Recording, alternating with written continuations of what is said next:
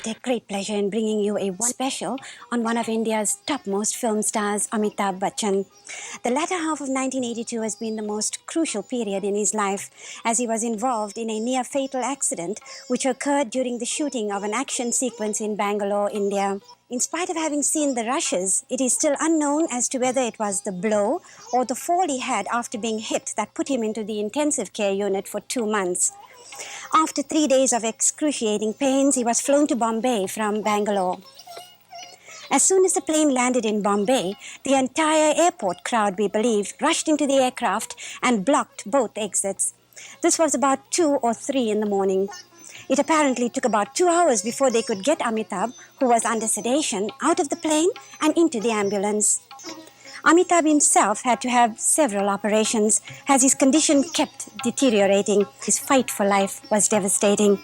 There were times when the doctors gave up hope and requested his family to start praying, saying, quote, "This is the end of the line."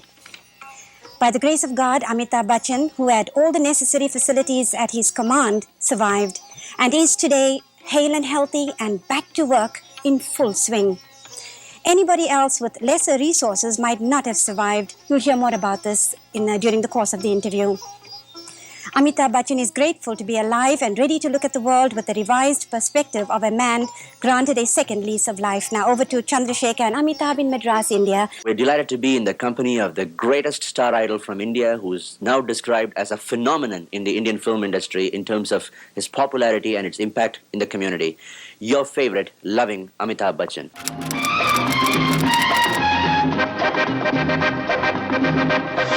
होते हुए हम भी वो हैं जो कभी किसी के पीछे नहीं खड़े होते। डॉन को पकड़ना मुश्किल ही नहीं, नामुमकिन। अरे दीवानो मुझे पहचानो। देख अपना थोपड़ा देख अपना थोपड़ा आईना में जाके देख, कितना मारा तेरे को, कितना मारा। अरे रंग बरसे। अरे बाबूजी ऐसी इंग्लिश आवे that I can leave अंग्रेज behind. The whole country of the system is juxtaposition by the hemoglobin in the atmosphere. बिना लाल कपड़े के तो सांड भी नहीं दौड़ता, ये तो कांड है। रिश्ते में तो हम तुम्हारे बाप होते हैं, ना मैं शहंशाह। Amit, welcome to the program. Thank you very much, Chandru. Amitji, you're looking great. I'm sure the public there are dying to hear a few words from you that you're feeling great. Well, first and foremost, I'd like to thank all my fans and well-wishers in Canada and in the United States for all their good wishes and prayers during my illness. I kept hearing about it. I kept receiving letters, telegrams, and get-well cards, and I was very touched by their concern for me. And I'd like to now personally say a very big thank you to them and to tell them that I'm back at work. I started off with the very same film that I was brought down in. That was Coolie. And in fact, I picked up from where I left off. And I was very excited about it. We did 2 days' work in Bombay. And now we're here in Madras trying to complete Mahan.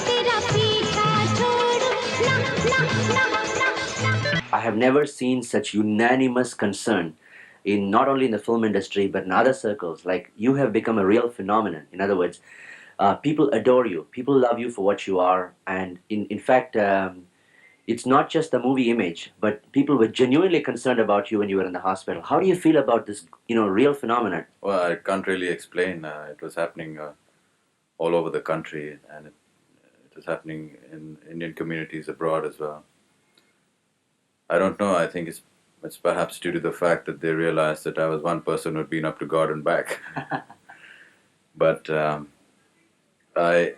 I've tried very hard to analyze this thing, and it really must be something quite unexplainable. I just owe it to my love for the people that I work for, and that's about it, really. Rather than going into the details of the accident, what happened after the accident? When was the first time you realized? Actually, it happened about a minute after I got hit. And I couldn't... actually, no one realized how serious it was, and that was one of the mistakes that we made. And it took us about 3 days before they could actually find out what was wrong. And by then, of course, a lot of damage had taken place, and we we had to go in for a very quick surgery in Bangalore where I was. And certain equipments and certain facilities were not available there, so I had to be shifted to Bombay. And within 4 or 5 days, I had to go through another surgery. And it was on that day that things really went bad because everything packed up. And but by the grace of God, I rallied around. And so it's difficult really to say what actually was the reason for the accident. Of course, we have seen the rushes and we've not been able to make out. It's happened so fast. And He was in a stunt scene, was it? yeah, it was a fight sequence, an action sequence. And a lot of people say it was, the punch, somebody mistimed the punch, and somebody said it was the table, but it's really still a mystery as to how it happened.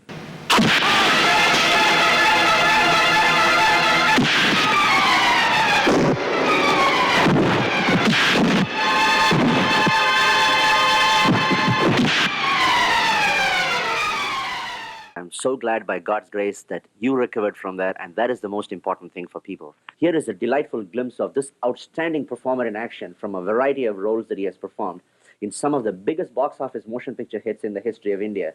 These are all Golden Jubilee and Diamond Jubilee movies. Let's watch a glimpse of Amitabh Bachchan in action.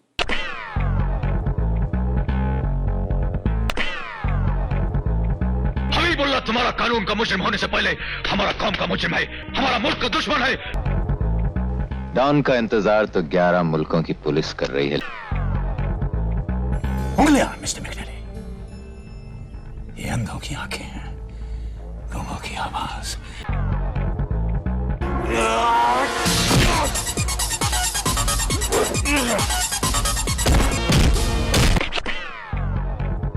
अपन एक से एक साहब को पहचानता है, बड़ा से बड़ा साहब को सलाम करता है। तुमको भी सलाम किया, नाजुन तलक अपन को कोई ऐसे नहीं पकड़ा। चाहता हूं कि कल सुबह आप सारे स्टूडेंट्स के सामने आए और उनसे कहें कि इसी ड्यूटी के नाम पर पिछले 48 घंटे से हम सब मौत के साथ जूझ रहे हैं और हमारा डिपार्टमेंट हमारी ठोकले पर तुला हुआ है। Every one of them has been a box office hit. Tell me, after you have maintained such a high caliber, does it ever frighten you in terms of this love from people? Because in terms of your reciprocation and things like that, as far as the future is concerned, tell me a little bit about how you perceive it. Well, I wasn't worried about it till my illness, quite frankly. And I hadn't had any reason to worry about it either. But when I was in hospital and seeing the immense love and concern of the people, which was so genuine and coming straight from the heart, it quite frankly frightened me. I want to reciprocate it in some way. I don't know how. I still haven't thought of anything, or it hasn't even entered my mind as to how I can pay back this debt, so to say, this great debt of affection and love. Because there were people who have not even seen me in films and who perhaps have never even heard of me, even in India,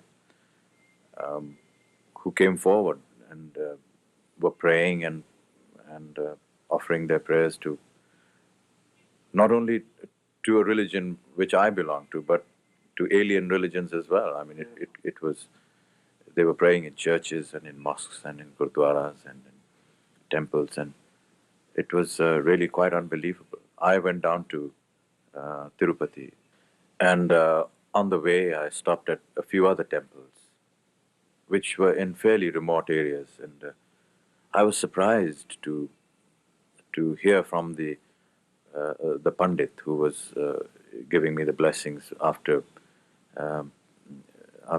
getting the darshan of the deity, asking about my health. I mean, his job perhaps is purely to be inside the temple and to be looking after the gods or the goddesses, and perhaps has never had any contact with the outside world. And I was very pleasantly surprised to find people there. But I was very surprised, and I really can't explain how people came to know about it. There were people in other countries, and people who couldn't read newspapers and still trying to find out how I was. And it's all very moving experience, really. Tremendous. In fact, there were, in the Arab countries, in the Western world, there were people who really congregated together and did prayers. This is amazing. Anyway, but you deserve it. I mean, it's basically, I've met you in person more than once before. I think you're an extremely warm person, aside from your movie career. So, not because you're a hero in the film industry. If you were acting as a villain in the film industry, you would still probably be considered as one of the most lovable persons because you radiate that kindness to people. 2 or 3 films of yours every 3 months, because when it's released anyway, it keeps on running for 25 weeks or 50 weeks. So you're still there in every theater, half the cinema houses. No, it is definitely there.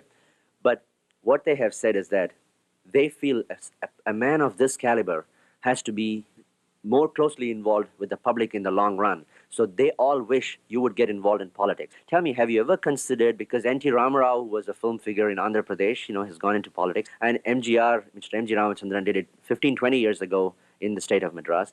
At the All India level, nobody is more qualified or nobody is more popular than you. Well, there has been a lot of speculation amongst the people and in the press as well. But I think it stemmed mainly from the fact that the Prime Minister came to see me when I was in hospital. And that was a sort of a public endorsement, so to say, towards the fact that perhaps this is something political. But in fact it isn't. It's a known fact that the Prime Minister and my family has been very close since many, many years, and since the time of her father and even her grandfather. And her visit was purely on a friendly basis. In fact, she was in the United States when it happened, and I was very grateful that Rajiv at least cancelled his tour and flew back to see me. And I must admit that at that stage of my illness, I was very critical, and it was a great boost to me mentally to give me the willpower to fight it out and have people showing so much concern. Tell me the importance of national unity in this country as you perceive it. I'm very glad that you're asking a film personality, a Hindi film personality, this question, because in my opinion, one of the only things that is combining this country together, or is keeping this country together towards a common cause or a common interest, is the Hindi cinema. And it's not only in India itself, but it's abroad as well. I have a lot of visitors from Canada, from USA, from the West, Indians who claim that their children who have been born abroad and who have been exposed to Western culture and Western attitudes find that there's a big gap between them and their children. As a result of the fact that they've been, haven't been to India at all, or haven't been exposed to their mother culture, so to say. And they find that one of the things that is helping their children to at least think Indian is the Hindi cinema.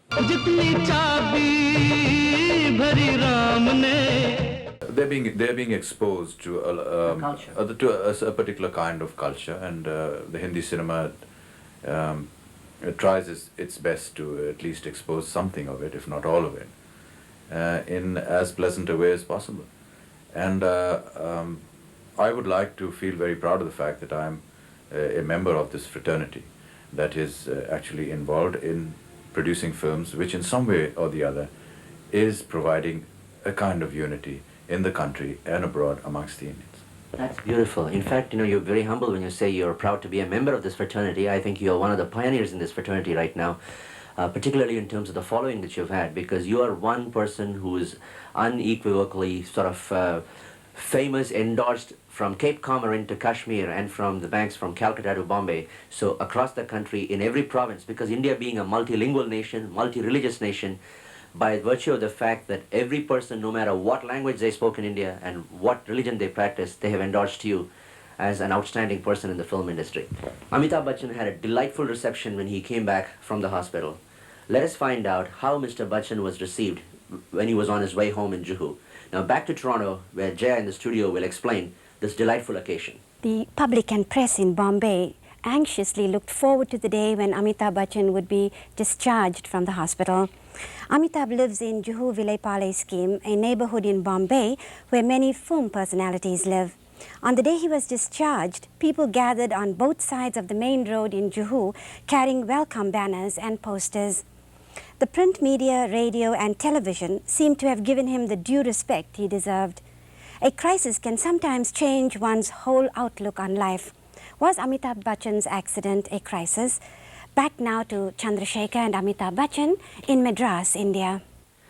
Amit, tell me, after the accident, it is not just the accident that was of importance alone at this stage, but after the accident, in what way did this incident change your thinking in your life?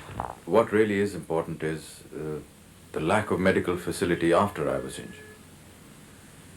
And what really made me aware of these factors when I was in hospital was the fact that we sadly lack timely facility for people who may be in similar conditions as I was.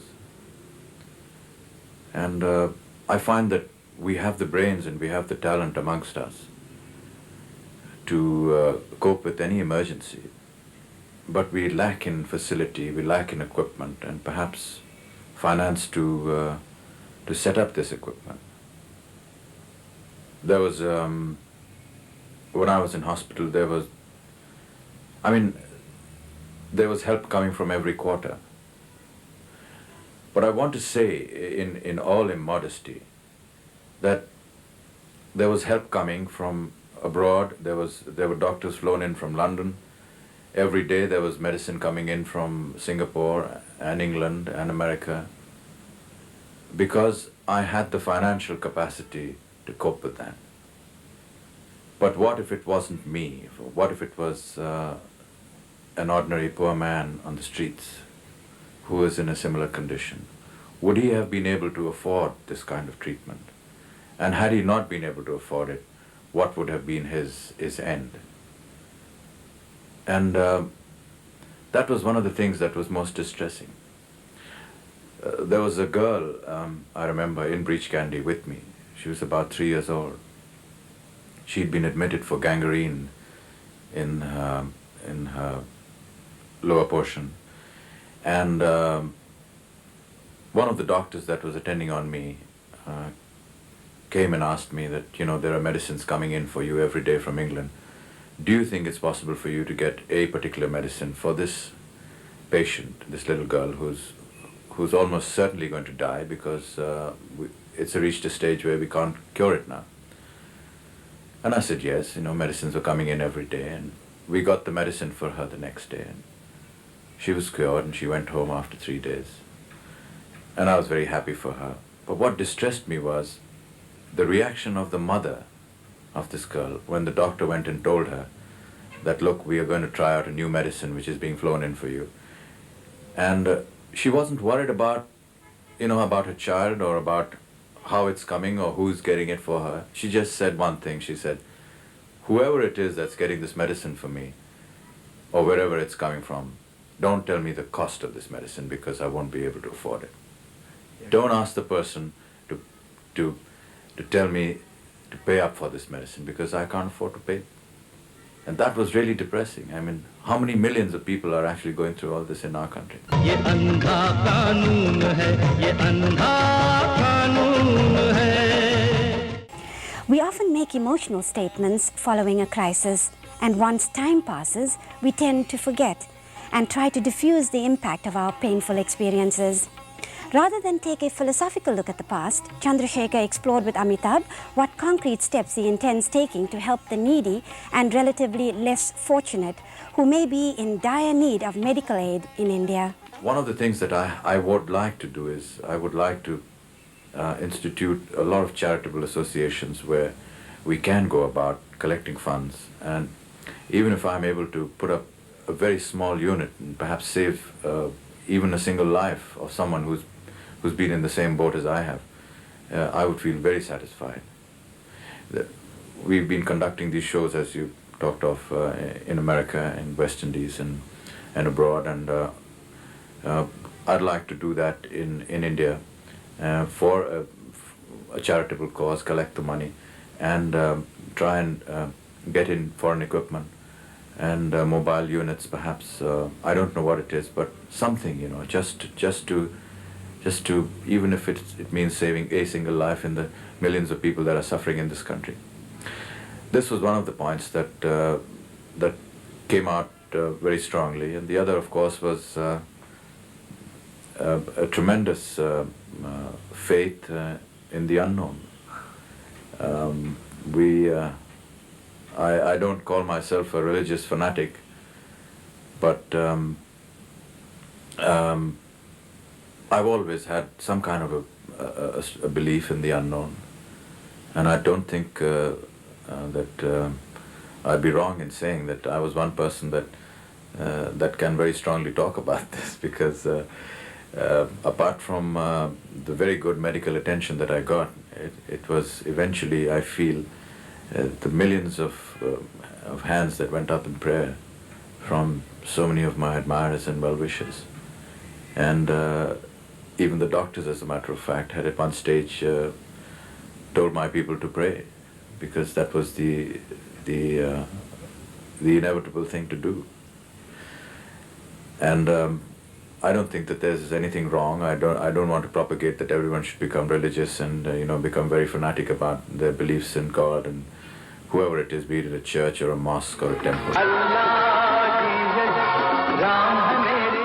Certainly we have to respect this faith in the unknown, because my father always tells me, if you want something and you can't get it, you feel a little disappointed at times, but in fact you should feel happy, because if you haven't got it, then you haven't got it because there's a force that prevented you from getting it, and since you can't see that force, it's obviously been done for your good.